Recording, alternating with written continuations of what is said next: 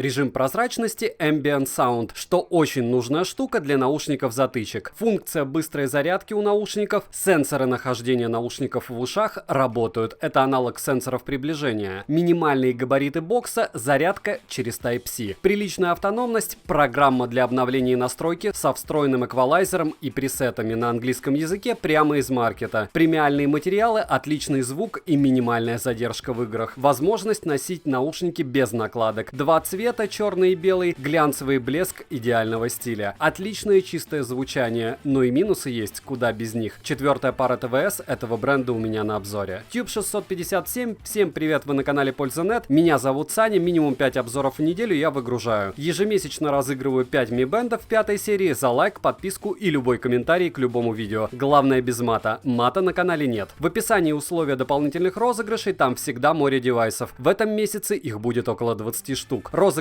30 числа каждого месяца. Подробная информация в описании. Стримы с розыгрышами сохраняю. Подписывайтесь с лайком, пишите, что еще купить для обзора, а сейчас основное про беспроводные наушники Xiaomi Phil XS. Все, кто интересуется другими их моделями, завтра у меня будет стрим по этому суббренду. В записи его обязательно оставлю. В правом верхнем углу будет ссылка на этот стрим. А так, конечно же, на все эти наушники есть отдельные обзоры на канале. Упаковка, в принципе, однотипная, но не каждый же раз им новые формы коробок с расцветками заказывать. Запах внутри слегка химический. Конечно, можно не дышать при распаковке, но вдруг там что-то интересное пахнущее положили. На коробке вся информация на нашем родном английском. Вся инструкция тоже на английском языке. Максимально понятно и с картинками. В комплекте 3 пары сменных амбушюр, кабель для зарядки, 2 пары сменных ушных фиксаторов, бокс и, собственно, наушники. Все достойного качества. И пусть глянец меня не особо радует, здесь нужно отдать должное производителю. Они сделали его хорошо. Люфт у крышки минимальный. Бокс просто масюсь. Размеры 66 мм на 25 мм на 30 мм. Вес всего 29 граммов. Заряжается по кабелю Type-C за 1,5 часа с нуля, что довольно быстро. В наличии одинокий диод-индикатор состояния, и у этого кейса есть магическое свойство. Это быстрая зарядка ваших наушников. 5 минут нахождения наушников внутри бокса дают вам час прослушивания на 50% громкости, которая вам хватит с головой. Полностью зарядить наушники кейс может за 40 минут. Кейса хватает на 3 полных перезарядки наушников. Одной рукой достать наушники из кейса довольно сложно, но возможно. В кармане носить удобно. Подключение происходит сразу после открытия крышки. Конечно, для этого необходимо для начала сопрячь данные наушники с устройством. Сопрягли, подключили, молодцы. Теперь скачиваем программу. Программа Phil есть как в App Store, так и в Google Market. Полностью на английском языке, притом совсем недавно она пропадала, сейчас появилась. В программе можно настраивать задержку, изменять параметры управления, обновлять прошивку, включать и отключать режим прозрачности, играть с эквалайзером и читать мануал. Все просто и интуитивно понятно, с картинками. Благо английский знают уже почти все. Наушники. Форм-фактор затычки. Большие такие бочонки. По сравнению с версией Pro этого же бренда, они намного пузатее. Больше торчат из уха и значительно менее комфортные лично по мне. Несмотря на меньший бокс, они меньше, чем прошлая версия T1X, только вместе звуковода. А так полный копипаст по форме. Привыкать к такой форме однозначно нужно. Сразу вряд ли это будет комфортно, только если вы раньше не носили какие-нибудь QCY 9S, которые еле-еле помещались в мое ухо. Размеры вы видите сами. Вес минимальный 4,5 грамма весит один наушник. Автономность довольно приличная. На 100% громкости ушки могут играть 4 часа 20 минут. На 50% они отыгрывают все 6 часов. В принципе, большинству 50% громкости должно хватить. Защита от влаги IPX5, как я их топить нельзя, но дождя они не боятся. В ушах есть датчик расположения, аналог сенсоров приближения. Вертикально они играют, горизонтально встают на паузу. Чувствительность это настраивается в программе. Есть режим прозрачности, который еще и работает. Притом довольно хорошо. Единственное, звук в режиме прозрачности, конечно же, страдает. По управлению сенсорами. Из функций play-пауза, переключение треков, изменение громкости. Сенсоры можно включать на простой режим. Ложные нажатия случаются. Быстрых пресетов в эквалайзере хватает. На смену амбушюр реагируют хорошо. Звук меняется значительно, хотя комплектные амбушюры тоже неплохие. Bluetooth версии 5.0, кодеки AAC и SBC. Через две стены наушники ловят. Фризов и отвалов с моими девайсами практически не было. Задержки ни в играх, ни в YouTube заметной нет.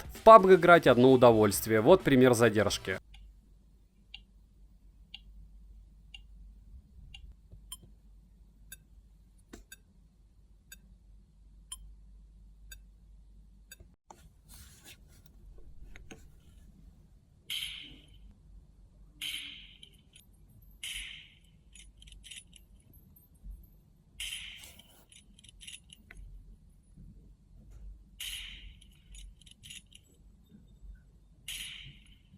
Микрофоны неплохие для затычек, я был очень удивлен их работой. Вот пример работы микрофонов.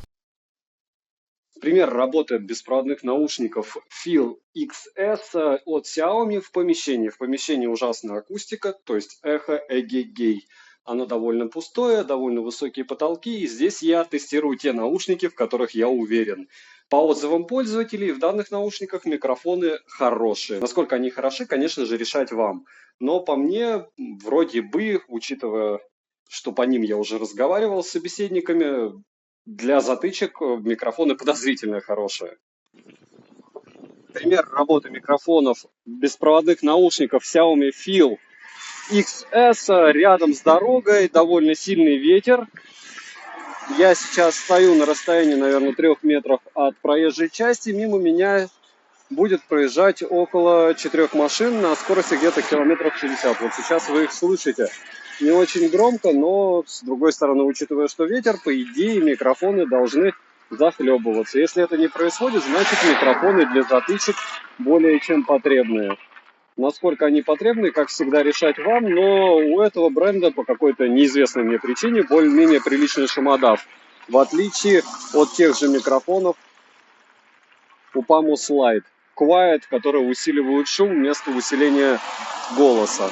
Звучание. Чистый и правильный звук. Звук более открытый, чем в их прошлой модели T1X. Басы на средние не залезают, они здесь жирные, раскатистые, довольно глубокие. Средние частоты практически не завалены. Громкость с приличным запасом. На 70% громкости слушать уже тяжело, лично мне. Верхние частоты не обрезаны. В целом отлично за свою цену, хотя есть лучше. Цену вы можете лицезреть по ссылке в описании к видео. Она здесь плавающая и по мне довольно адекватна. И напоминаю, в прикрепленном комментарии есть ссылка на мой телеграм-канал со скидками и промокодами на распродажу. Не забудьте подписаться, во время сейлов я скидываю туда именные промокоды, которые тоже быстро заканчиваются. И резюмирую, если понравились и вы уверены, что они поместятся в ваши уши, советую. Если нет, то обязательно посмотрите мой обзор на их версию Pro по ссылке в правом верхнем углу. Они значительно меньше, лучше звучат и у них есть активный шумодав. Правда, стоят они логично дороже. Жду всех завтра на стриме в 17:00 с обзором 4 пар наушников данного бренда. Их вкладыши просто супер. Сравниваю при вас, расскажу и покажу, в чем отличие и преимущества. Не успеете, не страшно. Все стримы я сохраняю, сможете потом посмотреть в записи. Подписывайтесь на канал с колоколом, пишите, что еще купить на обзор, девайс сюда или нет, польза не отдаст ответ. Добра и удачи вам, дорогие друзья.